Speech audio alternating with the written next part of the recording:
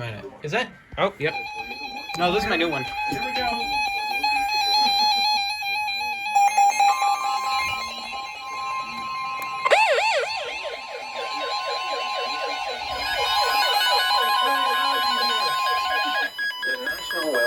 In Chicago has issued a severe thunderstorm warning for northeastern Winnebago County in north-central Illinois until 8:15 p.m. At 7:29 p.m., a severe thunderstorm was located near Winnebago, or 8 miles west of McChesney Park, moving northeast at 25 miles per hour.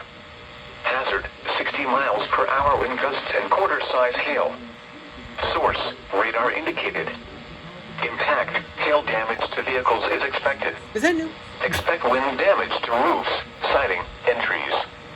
Locations impacted include Rockford, Loves Park, McChesney Park, Moscow, South Beloit, Rockton, Harrison, and Sherland.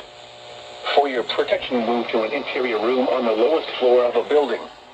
A tornado watch remains in effect until 10 p.m. for north-central Illinois.